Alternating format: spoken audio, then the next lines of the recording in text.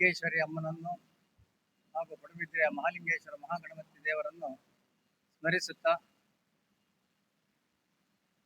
ಒಂದು ಪರ್ವಕಾಲದಲ್ಲಿ ನಾವಿದ್ದೇವೆ. ನಮ್ಮ ಬಹು ವರ್ಷಗಳ ಕನಸು ನನಸಾಗ್ತಾ ಇದೆ. ನಮ್ಮೆಲ್ಲರ ಆರಾಧ್ಯ ದೇವರಾದ ಪಡುಬಿದ್ರಿ ಮಹಾಲಿಂಗೇಶ್ವರ ಮಹಾಗಣಪತಿ ದೇವರ ಜೀರ್ಣೋದ್ಧಾರ ಬ್ರಹ್ಮಕಲಶದ ಪ್ರಕ್ರಿಯೆಗಳು ಈಗ ಇನ್ನು 2-3 ದಿವಸಗಳಲ್ಲಿ ಆರಂಭ ಆಗಲಿಕ್ಕಿದೆ. ಬ್ರಹ್ಮಕಲಶದ ಪ್ರಕ್ರಿಯೆಗಳು ಡಾಕ್ಟರ್ ಪ್ರಕಾಶ್ ಶೆಟ್ರ ಒಂದು ನೇತೃತ್ವದಲ್ಲಿ ಅವರು ಜವಾಬ್ದಾರಿ ತೆಗೆದುಕೊಂಡು ಕೇವಲ 11 ತಿಂಗಳಲ್ಲಿ ಒಂದು ಇಷ್ಟು ದೊಡ್ಡ ಒಂದು ಮಹತ್ ಸಾಧನೆ. ಇದೊಂದು ಊರಿನ ಎಲ್ಲ ಸಮಾಜದ ಎಲ್ಲ ಕೊಡುಗೆ ದಾನಿಗಳ ಸಹಕಾರವನ್ನು ಪಡೆದುಕೊಂಡು 11 ತಿಂಗಳಲ್ಲಿ ಈ ಕೆಲಸವನ್ನು ಈಗ ಪೂರೈಸಿದ್ದಾರೆ. ಅವರಿಂದಾಗಿ ನಮ್ಮೆಲ್ಲರಿಗೂ, ಊರಿನ ಎಲ್ರಿಗೂ ನಮಗೂ ಈ ಒಂದು ದೇವರನ್ನು ಹೊಸ ಗುಡಿಯಲ್ಲಿ ನೋಡುವ ಸೌಭಾಗ್ಯ ಎಲ್ಲ ಸಿಕ್ಕಿರುತ್ತದೆ. ಇಂದಿನ ಪತ್ರಿಕಾಗೋಷ್ಠಿಗೆ ಅಧ್ಯಕ್ಷರಾದ ನಮ್ಮ ಹೊನದುರ್ಗ ಟ್ರಸ್ಟಿನ ಅಧ್ಯಕ್ಷರು ಹಾಗೂ 1ನೇ ಗುರಿಕಾರರಾದ ಕೊರ್ನಾಯ ಪದ್ಮನಾಭರಾವ್ ಇದ್ದಾರೆ, 2ನೇ ಗುರಿಕಾರರಾದ ನಟರಾಜರಾವ್ ಇದ್ದಾರೆ, 3ನೇ ಗುರಿಕಾರರಾದ ಮುರುಡಿ ಜಗದೀಶ್ ರಾವ್, ನಮ್ಮ ಹೊನದುರ್ಗ ಟ್ರಸ್ಟಿನ ಕೋಶಾಧಿಕಾರಿ ಸುರೇಶ್ ರಾವ್ ಇದ್ದಾರೆ, ಮತ್ತೆ ಟ್ರಸ್ಟಿಗಳಾದ ರವೀಂದ್ರ BH, ಮತ್ತೆ ಹಿರಿಯ ಟ್ರಸ್ಟಿಗಳಾದ ಶ್ರೀನಿವಾಸ ರಾವ್, ನಾನು ಹೊನದುರ್ಗ ಟ್ರಸ್ಟಿನ ಕಾರ್ಯದರ್ಶಿ YN ರಾಮಚಂದ್ರ ರಾವ್. ಬ್ರಹ್ಮಸ್ಥಾನಕ್ಕೂ ದೇವಸ್ಥಾನಕ್ಕೂ ನಿಕಟ ಸಂಬಂಧವಿದೆ. ಅಲ್ಲಿಯ ಪ್ರತಿ ಕಾರ್ಯಕ್ರಮಗಳಲ್ಲಿಯೂ ನಮ್ಮ ಪಡುಬಿದ್ರಿ ಬ್ರಾಹ್ಮಣ ಸಮಾಜ ತೊಡಗಿಸಿಕೊಳ್ಳುತ್ತದೆ. ಇಂತಹ ಒಂದು ಮಹತ್ ಕಾರ್ಯ ಆಗುವಾಗ ಹೊನದುರ್ಗ ಟ್ರಸ್ಟಿನ ವತಿಯಿಂದಲೂ ನಮ್ಮ ಪಡುಬಿದ್ರಿ ಬ್ರಾಹ್ಮಣ ಸಮಾಜದ ವತಿಯಿಂದಲೂ ಕೂಡ ಏನಾದರೂ ಸೇವೆ ಮಾಡಬೇಕು ಎನ್ನುವ ಉದ್ದೇಶದಿಂದ ನಮ್ಮ ಸಮಾಜದ ಒಂದು ಮಹಾಸಭೆಯನ್ನು ಕರೆದು ಅದರಲ್ಲಿ ನಿರ್ಣಯಿಸಿದಂತೆ ರೂಪಾಯಿ 1,10,00,000 ವೆಚ್ಚದ ತೀರ್ಥ ಮಂಟಪ, ಅದರೊಟ್ಟಿಗೆ ಸುಮಾರು 40 ಲಕ್ಷ ರೂಪಾಯಿ ವೆಚ್ಚದ ವಸಂತ ಮಂಟಪವನ್ನು ನಮ್ಮ ಟ್ರಸ್ಟಿನ ಅಧ್ಯಕ್ಷರಾದ ಅವರ ವೈಯಕ್ತಿಕ ಕೊಡುಗೆಯಾಗಿ ಕೂಡ ಅವರು ಸೇವಾ ರೂಪದಲ್ಲಿ ಕೊಟ್ಟಿದ್ದಾರೆ. ಈಗ 1,50,00,000 ರೂಪಾಯಿಯನ್ನು ನಾವು ಈಗಾಗಲೇ ಟ್ರಸ್ಟಿನ ಬ್ರಹ್ಮಕಲಶ ಸಮಿತಿ ಅಧ್ಯಕ್ಷರಾದ ಪ್ರಕಾಶ್ ಶೆಟ್ಟರಿಗೆ ಹಸ್ತಾಂತರಿಸಿದ್ದೇವೆ. ನಮಗೆ ಸಮಾಜ ಬಾಂಧವರಿಂದ ಮತ್ತು ಹಣ ಬರ್ತಾ ಇತ್ತು.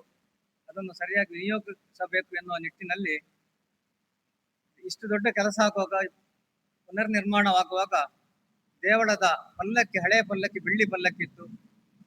ನಮ್ಮ ಸದಸ್ಯರುಗಳ ಒಂದು ಅಭಿಪ್ರಾಯದಂತೆ ಬಂಗಾರಿನ ಪಲ್ಲಕ್ಕಿಯನ್ನು ನಾವು ನಮ್ಮ ಸಮಾಜದ ವತಿಯಿಂದ ಒಪ್ಪಿಸುವ ಎಂದು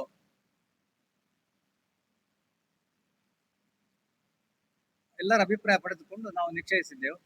ಅದೇ ರೀತಿ ಮಹಾಗಣಪತಿ ದೇವರ ಗರ್ಭಗುಡಿಯ ಬಾಗಿಲಿಗೆ ಬೆಳ್ಳಿಯ ಹೊದಿಕೆ, ಇದು ಎರಡೊಟ್ಟಿಗೆ 1,20,00,000 ವೆಚ್ಚ ಆಗುತ್ತದೆ. ಇದಲ್ಲದೆ ಬ್ರಹ್ಮಕಲಶದ ದಿವಸ ಎಂದರೆ ಮಹಾಲಿಂಗೇಶ್ವರ ದೇವರ ಬ್ರಹ್ಮಕಲಶದ ದಿವಸ 2ನೇ ತಾರೀಕು ಮೇ, ಆ ದಿವಸ ಮಹಾಸಂತರ್ಪಣೆ, ಅದು ಕೂಡ ನಮ್ಮ ಬ್ರಾಹ್ಮಣ ಸಮಾಜದ ವತಿಯಿಂದ ನಡೆಯುತ್ತಿದೆ.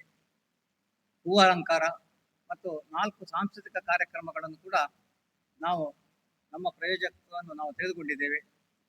ಒಟ್ಟಿಗೆ ಸುಮಾರು 3 ಕೋಟಿ ರೂಪಾಯಿಯಷ್ಟು ಸೇವಾ ರೂಪದಲ್ಲಿ ನಾವು ಈ ರೀತಿ ಸೇವೆಯನ್ನು ನಾವು ಸಲ್ಲಿಸ್ತಾ ಇದ್ದೇವೆ.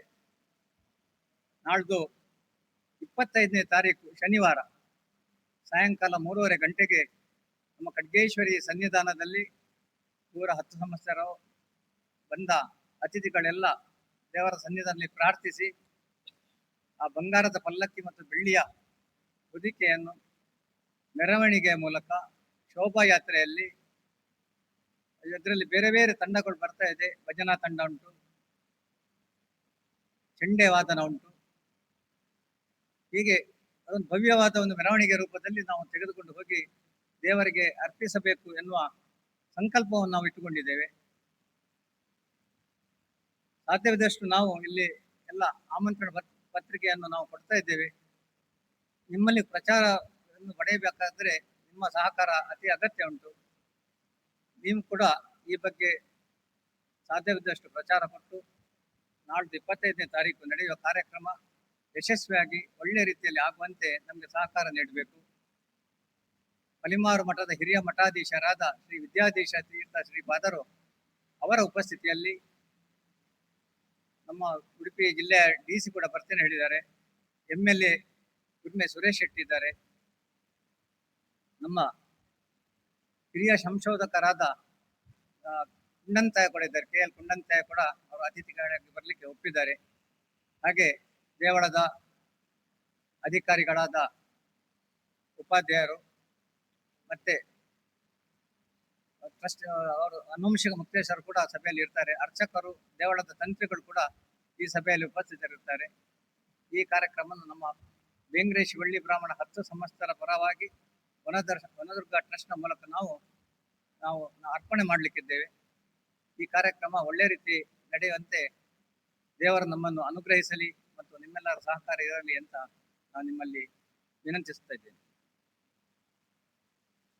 ನೀವೆಲ್ಲ ನೋಡಿರ್ಬೋದು, 2 ವರ್ಷಕ್ಕೊಮ್ಮೆ ನಡೆಯುವ ಡಕ್ಕೆ ಬಲಿಗೆ ಸಾರ್ವಜನಿಕ ಅನ್ನ ಸಂತರ್ಪಣೆ ಇದ್ದಾಗ ಹಸಿರು ಮೆರವಣಿಗೆಯನ್ನು ದೇವಳದಲ್ಲಿ ಪ್ರಾರ್ಥನೆ ಮಾಡಿ ಸರ್ವಿಸ್ ರೋಡ್ನಲ್ಲಿ ನಾವು ಅಂಚನ್ ಫಾರ್ಮೇಶ್ ಅಲ್ಲಿ ಆ ಮಾರ್ಗವಾಗಿ ನಾವು ಇಲ್ಲಿ ಬ್ರಹ್ಮಸ್ಥಾನ ಸನ್ನಿಧಾನಕ್ಕೆ ಬರ್ತಾ ಇದ್ವಿ. ಈ ಸಲ ಪಲ್ಲಕ್ಕಿಯನ್ನು ಮತ್ತು ನಮ್ಮ ಮೆರವಣಿಗೆ ಕೂಡ ಇಲ್ಲಿಂದ ಹೊರಟು ಅದೇ ಮಾರ್ಗವಾಗಿ ದೇವಳಕ್ಕೆ ನಾವು ಹೋಗ್ತಾ ಇದ್ದೇವೆ.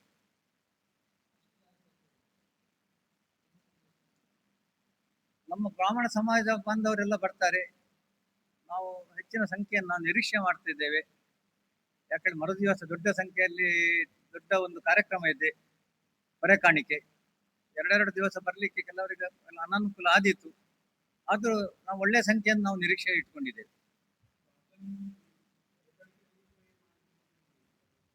ಅಂದ್ರೆ ಅದು ಹೊರೆ ಕಾಣಿಕೆ ದಿವಸ ಮಾಡಿದ್ರೆ 2 ಒಟ್ಟಿಗೆ ಕ್ರಾಶ್ ಆಗ್ತಿತ್ತು.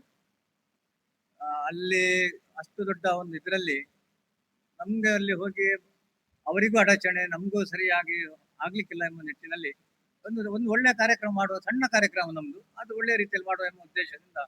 ಯಾಕೆ ಹೇಳಿದ್ರೆ ಅಲ್ಲಿ ಸಹಸ್ರ ಸಂಖ್ಯೆಯಲ್ಲಿ ಜನ ಇರ್ತಾರೆ.